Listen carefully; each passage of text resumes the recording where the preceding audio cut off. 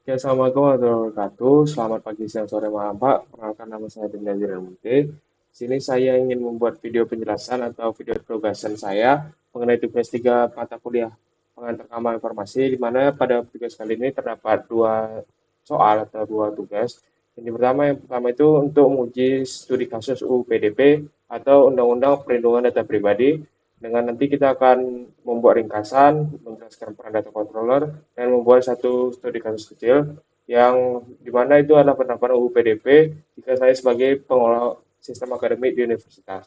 Dan di tugas kedua adalah menganalisis keamanan dan etika kasus pengumpulan Iris World ID, di mana terdapat 4 tugas utama yang ada di sini, yang itu meringkas kasus, menganalisis keamanan informasi, analisis etika hukum, dan opini dan rekomendasi.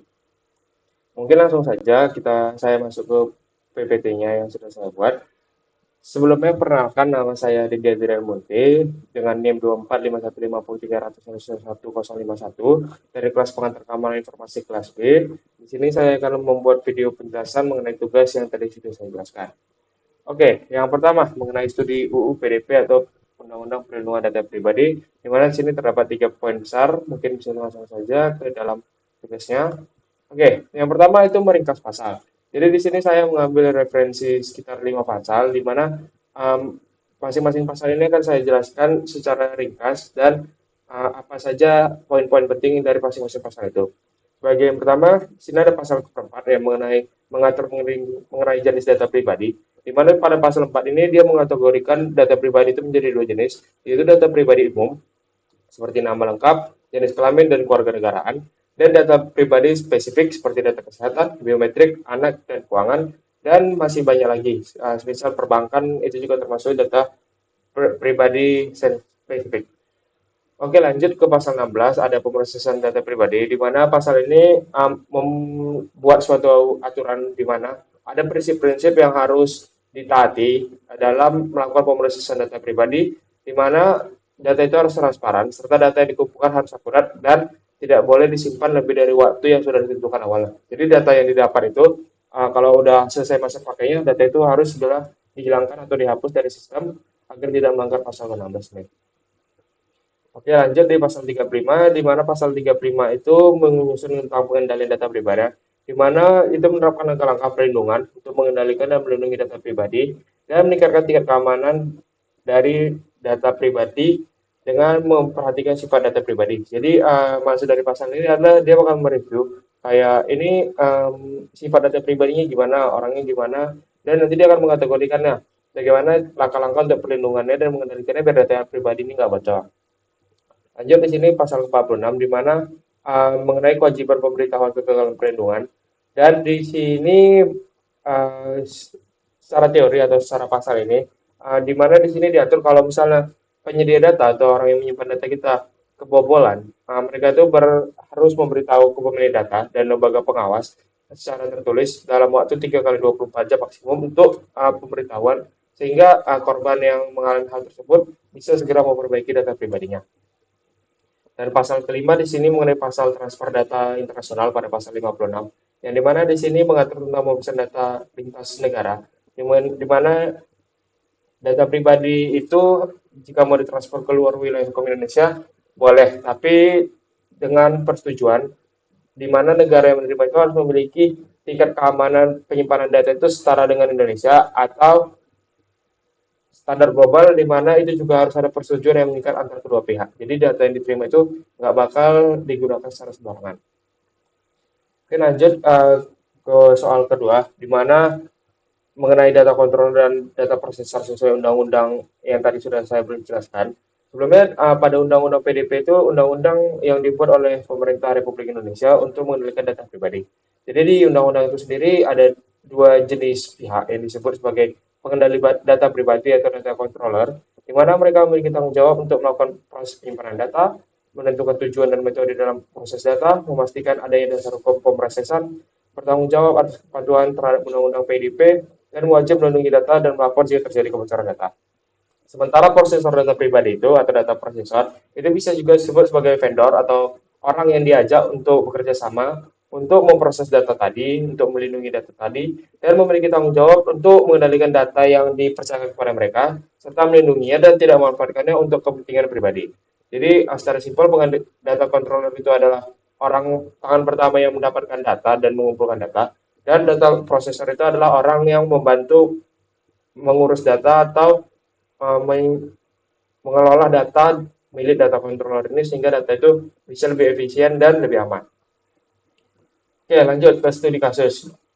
Dalam studi kasus ini, dia berfokus kalau misalnya saya jadi pengolah sistem akademik di universitas, kira-kira apa yang akan saya lakukan menurut Undang-Undang PDP. Jadi yang pertama itu saya di sini bakal melakukan revisi mengenai pasal 20, di mana pada pasal 20 itu berhubungan dengan persetujuan, di mana nanti pada setiap ada pengumpulan data seperti nama, NIM, alamat, atau data sensitif yang lainnya, bakal ada fitur checkbox untuk orang atau mahasiswa mencentang sehingga nanti data yang diisi itu benar dan kita bisa memberikan jaminan kayak berdata ini bakal aman kalau kami yang megang gitu sehingga meningkatkan kepercayaan dan membuat orang mengisinya lebih teliti dan benar gitu.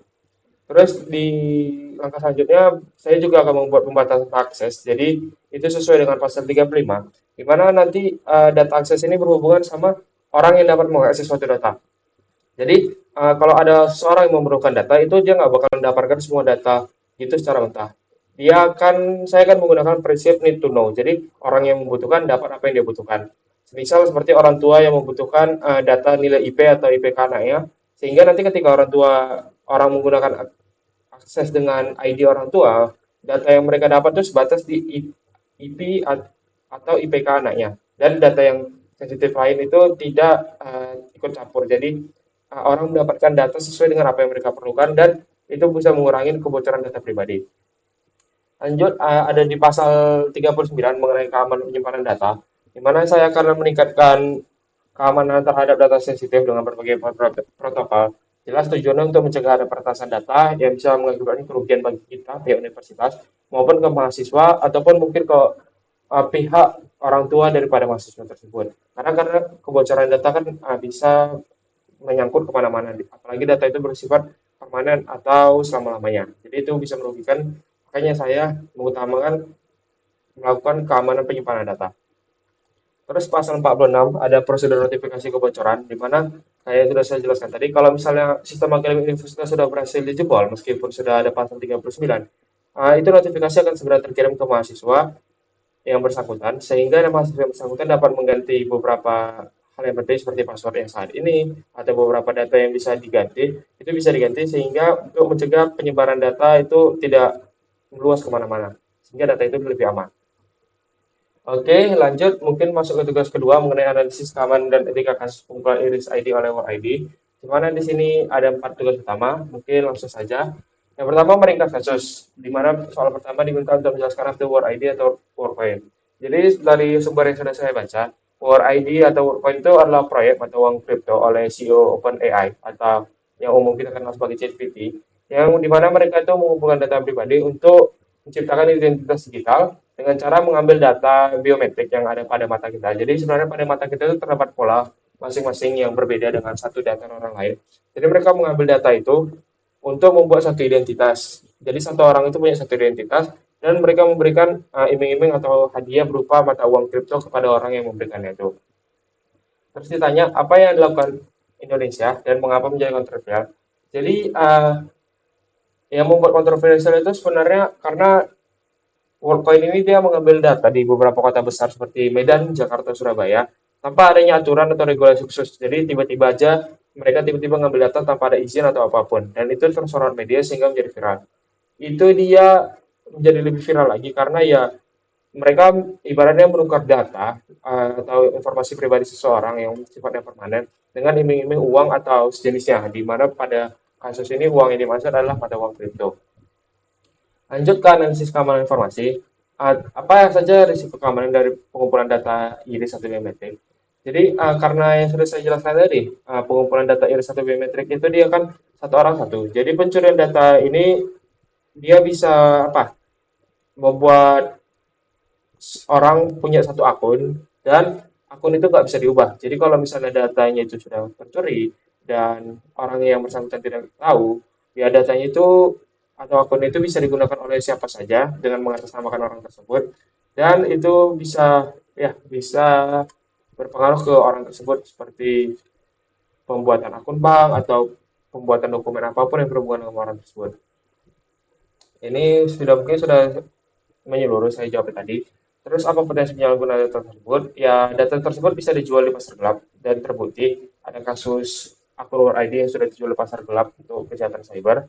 Dan dari selain itu, pengumpulan data iris ini juga dia bakal sebagai pelacakan massal di masa depan. Jika database-nya bocor atau website WorldCoin ini kebobol, ya orang yang membobol itu bakal otomatis dapat data yang bersifat permanen yang mencakup semua orang dan tidak bisa diganti.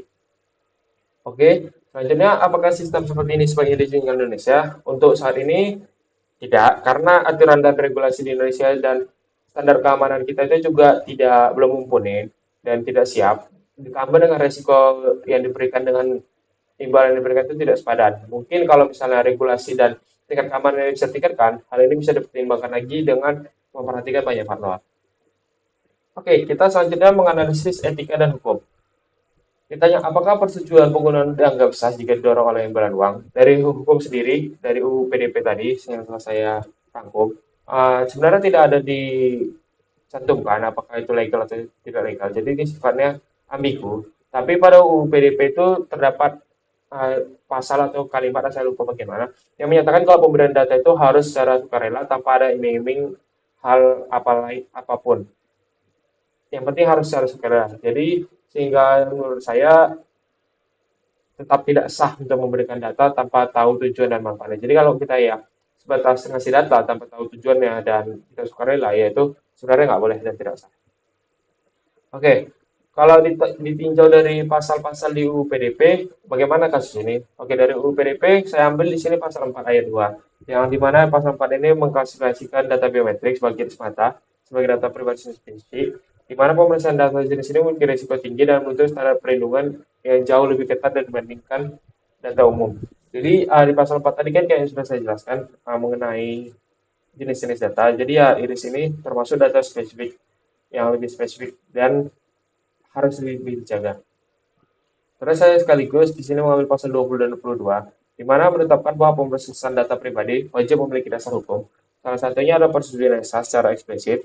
Jika persetujuan dianggap melalui mekanisme yang tidak transparan atau memanfaatkan kerentanan ekonomi subjek data, maka dasar pemrosesan tersebut dianggap tidak sah. Jadi pasal 20 dan 22 ini lebih ke arah penentuan apakah data tersebut bisa dibagikan dan bagaimana regulasinya. Oke, terus ditanya, apakah praktik war ini termasuk pelanggaran prinsip transparansi dalam keadilan? Ya, praktik tersebut melanggar kedua prinsip tersebut. Dengan rinci seperti berikut. Jika diambil dari sisi transparansi, WorldCoin itu dinilai tidak memberikan penjelasan tentang data yang akan digunakan. Sehingga ya orang yang memberikan data itu tidak tahu, cuma diambil semata, terus nggak tahu tuh datanya mau diapain. Dan itu melanggar transparansi. Jadi orang nggak tahu kegunaan data mereka diambil. Dari sisi keadilan, praktik menukar data yang dimana iris mata ini dengan sesuatu yang bersifat uang atau bersifat eksploitatif itu tidak adil dan tidak dapat dikorbankan dan nggak sebanding lah dengan perusahaan sebesar OpenAI menukarkan uang dengan jumlah sekecil itu dibandingkan OpenAI ke masyarakat yang membutuhkan. Jadi ini sudah melanggar prinsip keadilan juga. Oke, kalau menurut selanjutnya mungkin opini rekomendasi itu. Apakah Indonesia harus melarang praktik pengumpulan data biometrik oleh diri masing? Menurut opini saya, ya, untuk saat ini harus dilarang karena seperti yang tadi sudah saya jelaskan, belum ada kepastikan kalau dengan kebocoran data dan potensi masalah yang begitu besar. Jadi kita belum tahu masalah atau hal apa yang mungkin terjadi jika data tersebut bocor dan regulasinya bagaimana serta tingkat keamanannya.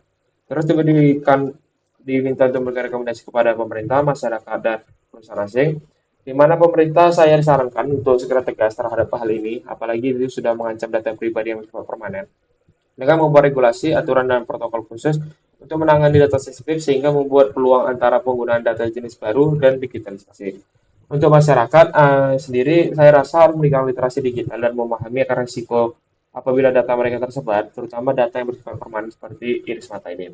Untuk perusahaan asing, rasa saya mereka harus membuat strategi dan penyampaian maksud serta proposal tujuan dengan pemerintah dan menyesuaikan dengan regulasi setempat sehingga bisa menguntungkan semua pihak, tidak hanya pemerintah yang mendapatkan digitalisasi, masyarakat yang mendapatkan benefit, dan perusahaan asing yang mendapatkan keuntungan daripada pengumpulan data tersebut.